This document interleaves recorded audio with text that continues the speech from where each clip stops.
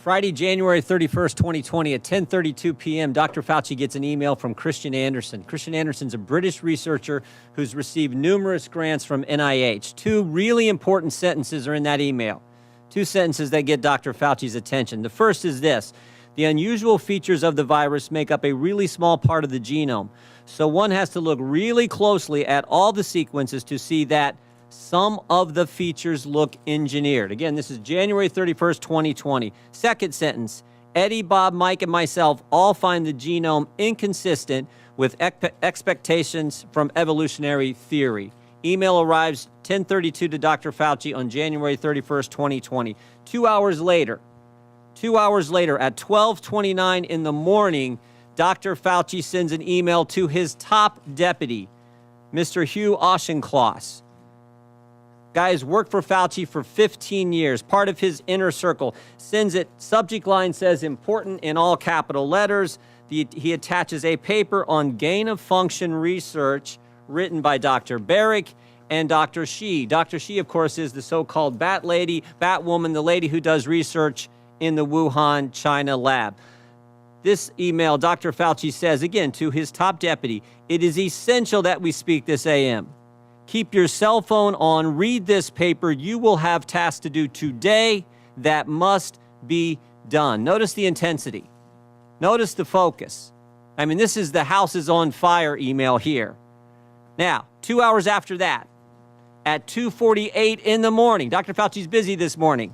12:29, that email he sent to Dr. Auchincloss, his top deputy. 2 hours later at 2:48 in the morning, he sends another email, this one to Robert Kadlec, Assistant HHS Secretary, Trump appointee, not part of his inner circle, and he attaches a different article to this email, one that says the virus came from an animal, that downplays any lab leak theory. Now, again, notice the tone of this one. Bob, this just came out today.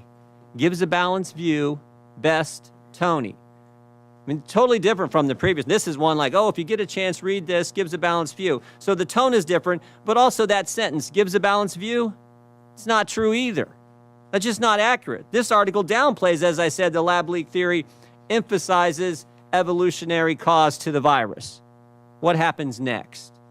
What happens next? Later that same morning at 11:47 a.m., Dr. Fauci's deputy gets back to him.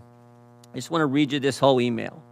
The paper you sent me, the one he sent him on, that was written by the virologist from Wuhan, China, and Dr. Barrick, the paper you sent me says the experiments were performed before the gain-of-function pause, but have since been reviewed and approved by NIH.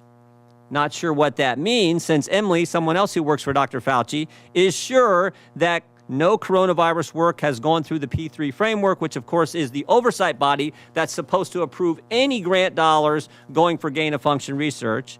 No coronavirus work has gone through the P3 framework. Final sentence, she will try to determine if we have any distant ties to this work abroad. She will try to determine if our fingerprints are on any of this. All these emails happen in 13 hours.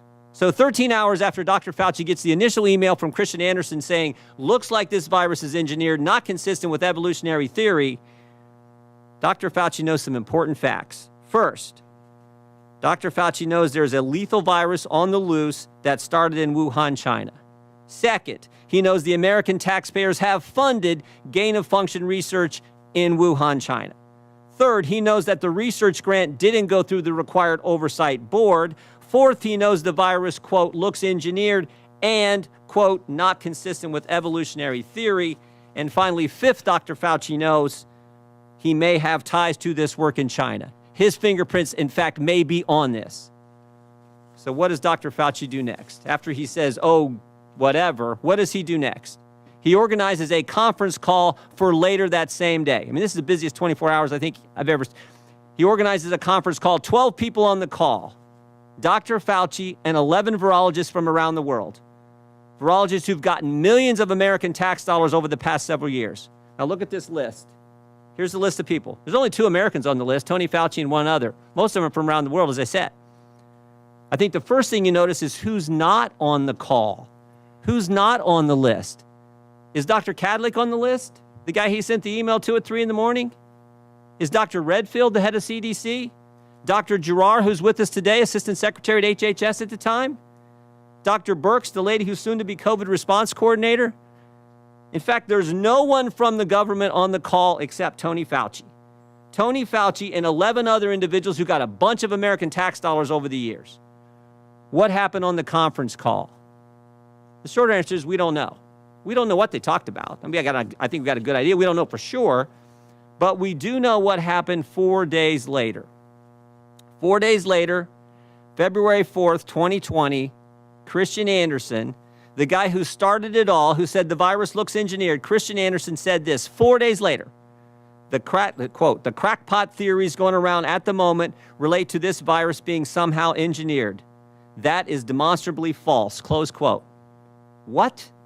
In 4 days, this guy went from this looks engineered to now that's demonstrably false. 4 days, he went from this isn't consistent with evolutionary theory. Now we know it's totally evolutionary. But it gets even better. It gets even better. Mr. Anderson and 3 of the other people on this call write an article a few weeks later that says COVID is not a laboratory construct. And while they're writing that article, there's an email from March 6 where Mr. Anderson offers to let Dr. Fauci edit the article before it's published. And here's the kicker. Here's the kicker. When the article is published, Dr. Fauci cites it at a White House press conference when he is asked by a reporter about the origin of the virus. Cites the very article he put in motion on the conference call and he was allowed to edit. At the White House, where he's supposed to be giving the American people the truth, he references an article that he manufactured. Now, maybe I'm wrong about all this. Maybe it didn't work out this way. I think I'm right. Maybe it didn't work out this way. But it would have been nice, Mr. Chairman, if Dr. Fauci would come today and answer our questions. He could have come here and defended himself, but he didn't have the courage to do it. And you know who else wouldn't come? Remember that email about the P3 framework? We invited Dr. Hassel to come too. He's the individual who chairs that oversight board. We invited him to come today too, and he wouldn't come. I'm convinced these guys knew right from the get-go what the truth was, and they misled the American people. Oh, here's the other thing. You know that conference call? That conference call? We got the emails regarding the conference call from February 2nd. All these guys were emailing back and forth. They were on that conference call. Here's what we got on the FOIA request. Here's all their emails. Every single thing is redacted. Every single thing is redacted about what took place in that conference call, because I'm convinced it was at that conference call where they said, we got to cover our tracks. And again, maybe I'm wrong. Maybe I'm wrong. But Dr. Fauci could have been sitting right there and answering our questions, and he wouldn't come today. I yield back. Thank you, Mr. Jordan, and let the record reflect that Dr. Fauci was invited Friday afternoon. He declined.